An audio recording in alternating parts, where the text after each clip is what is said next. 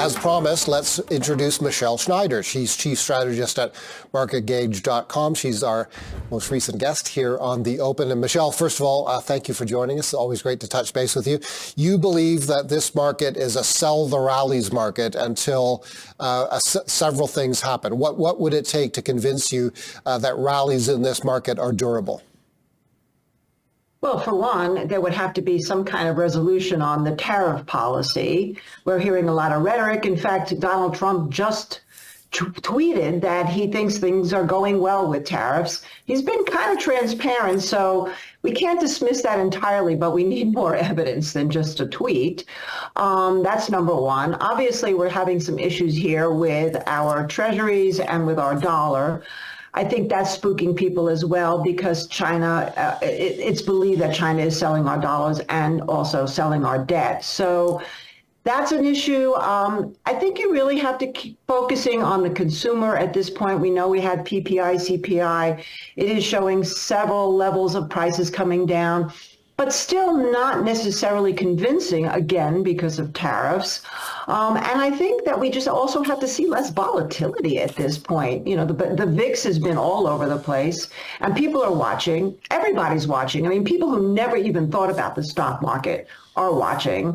And so until things sort of settle down, I can't say that sustained rallies would be something that I would count on. What about the Fed, which is caught in a difficult position? Does it cut rates to bolster weakening economic activity in the United States? If it does so, does that risk a spike up in inflation, which is still not at the 2% target? What are your thoughts on the Fed, and how important is some clarity on the Fed to investors? Well, so far it seems like the Fed is very reluctant to do anything. The best case scenario for them would be that if the Treasury yields actually start to fall instead of climbing like they've been doing, and then they don't really have to do anything. But if that doesn't happen, what we're starting to hear, and there's a lot of Fed speak today, by the way, what we're starting to see is different calls from stagflation, which clearly is where we're at right now, to if we lower rates, then we're really going to actually spur more of a recession. Because basically what that shows is that maybe the last on the block, and that's certainly not going to be the first time for the Fed, to throw in the towel of lowering rates will actually spook the market more because they'll think that the Fed is trying to save the market. Unfortunately, it doesn't look like the Fed could save the market. So maybe the best thing right now for them is to stay pat. Even though the inflation has come down, they've already stated that they don't know what the result's going to be of inflation with tariffs going forward. So I don't think they're going to do anything much right now. You say in some commentary that you are buying securities that have based and consolidated. Explain that notion of basing and consolidating.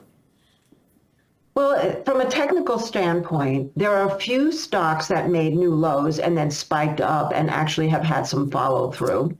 And then there are others that have really, when the market was going down, did not make new lows. So that's what's kind of interesting me here. I wouldn't just, throw a dart kind of thing. You have to be very tactical right now. So the number one thing would be if they made a new low and reversed, is that tradable low good for risk? In other words, you don't want to risk so much because your upside might be limited.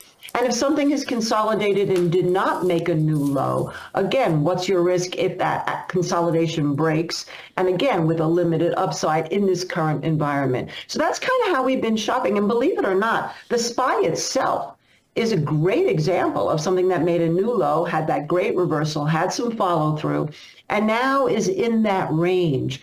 So I would say if you want to look back from a more macro standpoint, if you want to look at the S&P, 5,200 right now, that area really should support in the best case scenario. And if it can get through 5,400, that would be much better. But that's not something we're long right now. We're in a lot of cash, but we did buy a few things. Okay, you've got some top picks. I assume that these are some of the buys you've made recently or perhaps added to positions. You're bullish on uranium, and your pick there is the Global X Uranium ETF, ticker symbol, I believe, URA. Right. So uranium right now, we actually bought it a couple of days ago, so we got it at a good price at around 1850. That's an interesting ETF, Paul, because essentially it's been almost like gold and silver until recently. Every time it looked great, it sold off, and every time it looked horrible, it wound up being a buy. So we decided, okay, it looks pretty horrible right now, but it's still a commodity, even though it's in the energy space, which we know has gotten really killed. And that was the biggest loser, by the way, in terms of the PPI, was energy. That's clean energy. If we have any kind of forward thinking about that, with the prices of oil now going down so far, that could be something interesting. It could also be a geopolitical hotspot if things heated up, for example, in Iran. And from a technical standpoint, I like the limited risk. So if basically it should hold at around 18 now. If it can get through 2050, it's sort of over 20 as we're talking, then I think that has potential. That's Michelle Schneider. We will take a break. We'll be back. We're back with Michelle Schneider, Chief Strategist at marketgauge.com, for other of her top picks. Uranium was one, and you're also constructive on Bitcoin. Another one of your top picks, Michelle, is a Bitcoin ETF. First of all, talk to us about why you prefer an exchange-traded fund for your crypto exposure. Well, mainly because we're trading for our clients in our RIA, the ETF makes it very easy and accessible. So we bought IBIT. And we bought again that a couple of days ago. We started to see sort of a decoupling, and maybe that's a little bit of a strong word, but it was holding up better than the overall market to us. And again, it had sort of a good line in the sand around 76 to 78,000 now, really should hold in Bitcoin. It's actually rallying as we're speaking today. And I think if it can get through like that 85, 87,000, it looks interesting. And with the dollar declining and all the other issues, I always say that Bitcoin still is a tween and doesn't know what it wants to be when it grows up. And maybe now it's starting to get a little bit mature and again into that decoupling. So we'll see, but it was a very good risk reward. Okay, and another top pick. This one is a stock, a corporate stock.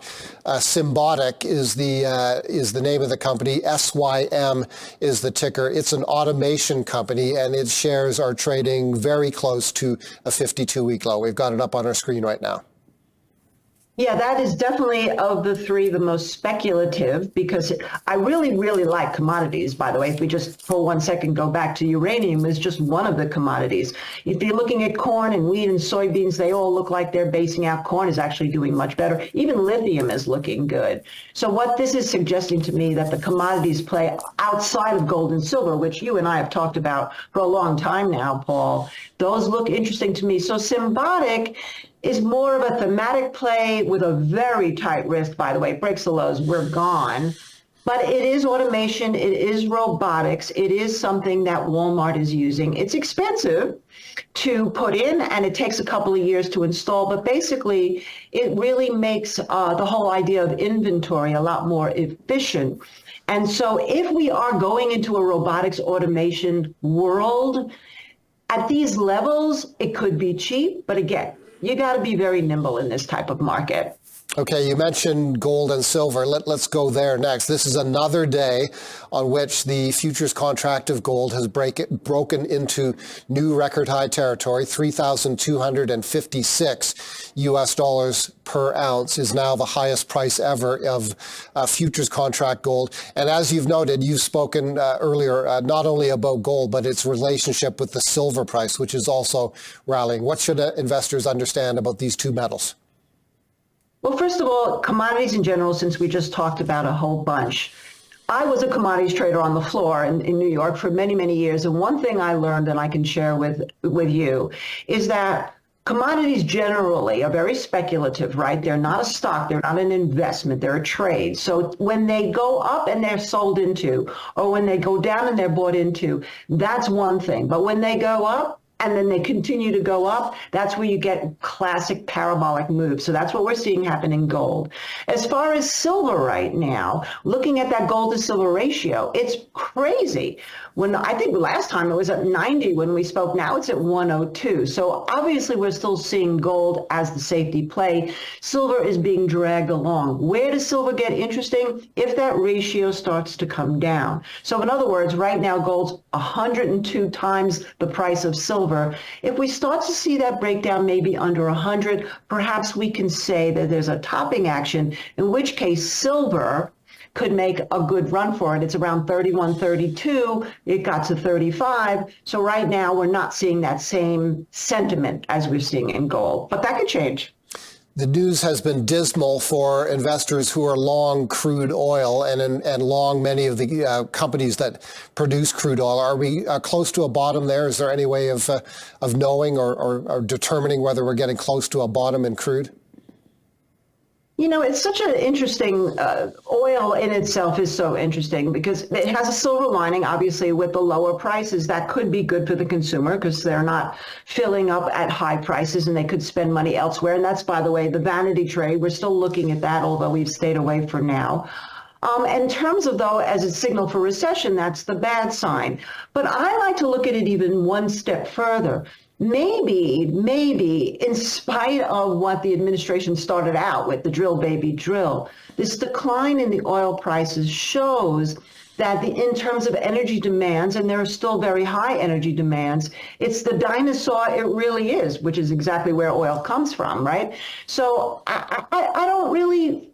Well, I mean, I'm not following it, but I'm not interested in speculating in oil right now. I think there's far more interesting things. And of course, with the CPI, PPI showing energy way down, it's out of favor. That's probably not the worst thing in the world.